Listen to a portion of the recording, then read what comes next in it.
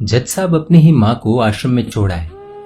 आश्रम में माँ पर नजर रख सके इसलिए उधर के चौकीदार से दोस्ती कर ली थी और कुछ पैसे दे दिए थे।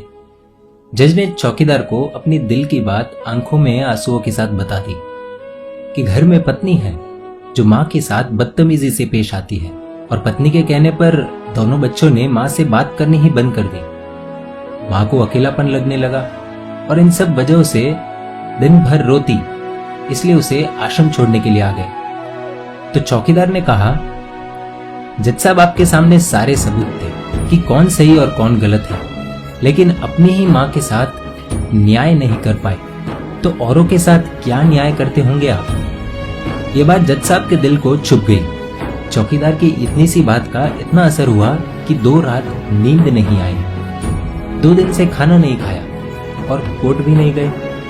ऐसा लग रहा था जैसे एक चौकीदार ने जज साहब की दुनिया हिला दी। जज साहब अपने घर में रूम से बाहर आए। दोनों बच्चे और पत्नी खाना लेकर इसी इंतजार में खड़े हैं कि कब खाना खाएंगे। तभी जज साहब ने एक कागज पत्नी को और 2 अलग कागज अपने बच्चों के हाथ में थमा दिए। कागज की एक लाइन पढ़ी तो पत्नी के हाथों में से थाली गिर गई। जज साहब बोले, मैं तुम्हें तलाक दे रहा हूँ, और बच्चों से कहा, आज से मेरी सारी प्रॉपर्टी आप दोनों की, मुझे कुछ नहीं चाहिए। बच्चों ने उन्हें जबरदस्ती कुर्सी पर बिठाया, हाथ जोड़कर पैरों में गिरकर इन सबका कारण पूछा। आंखों में आंसुओं के सैलाब के साथ जज साहब बोले कि मैं मेरी 65 वर्ष की माँ को आश्रम छोड़ के आया हूँ, अनजान लोगों के भरोसे छोड़ के आया हूँ, और आप सब कारण पूछ रहे हैं। हम लोगों को शर्म आनी चाहिए।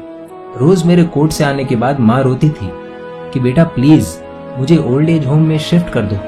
आप में से किसी ने भी माँ से सीधे मुंह बात नहीं की और ये भी भूल गए कि जिस जज को आज पूरा शहर सलाम करता है, उसी जज को बनाने में उस माँ का कितना बड़ा रोल है। कभी दूसरों के घरों में काम करने जाती तब भी मुझे अकेला ना छोड़ती।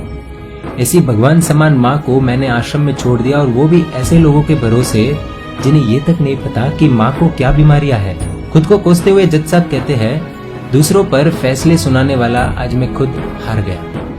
मैं जज नहीं बल्कि गुनहगार हूँ, और मैंने जो गुनाह किया है वो शायद कानून तो माफ कर देगा, लेकिन ईश्वर के कोर्ट में वो कभी माफ नहीं होगा। ये कहते हुए जज साहब बोले कि अब मैं अपने पापों का प्रायश्चित करने जा रहा हूँ। मैंने अपना सब कुछ आप लोगों को सौंप दिया है और अब अपनी माँ के साथ आश्रम में रहूंगा और उनकी सेवा करूंगा। पत्नी से जज साहब ने कहा कि याद रखना, आज तुमने उस माँ को आश्रम भिजवाया, तुम भी एक माँ हो, कल तुम्हें भी कोई आश्रम भेजेगी, तब तुम्हें मेरे इन शब्दों का अर्थ सही मायने में समझ आएगा। ये बोलकर जज साहब निकल लिए अपनी माँ के पास। आधी रात को चौकीदार भी जज साहब को देखते हुए चौंक गया। अंदर देखा तो माँ सो रही थी। करीब जाकर देखा तो पूरे परिवार की तस्वीर से लिपट कर रोते हुए माँ सो गई थी। आश्रम का प्रशासन भी जाग गया, क्योंकि पीछे पीछे माँ और बच्चे भी आ गए। उन्हें ये एहसास हो गया कि उन्होंने क्या पाप किया है। तभी आश्रम की एक कर्मचारी बोली, हम इन्हें आपको नहीं सौंप सकते, क्या पता कल आप इन्हें मार दो तो। ये सुनते ही जज साहब की पत्नी को दिल में बहुत दर्द हुआ। वो बोल उठी कि मैडम जी, शायद हमारे हाथों बहुत बड़ा पाप हुआ है, मानते हैं, लेकिन अब हम इन्हें मारने नहीं, इन्हें एक नया जीवन देने आए हैं। आश्रम के सभी बुजुर्गों की आंखों में आंसू थे, सबके सब रो पड़े। खुशी के आंसुओं के साथ माँ को घर ले आए।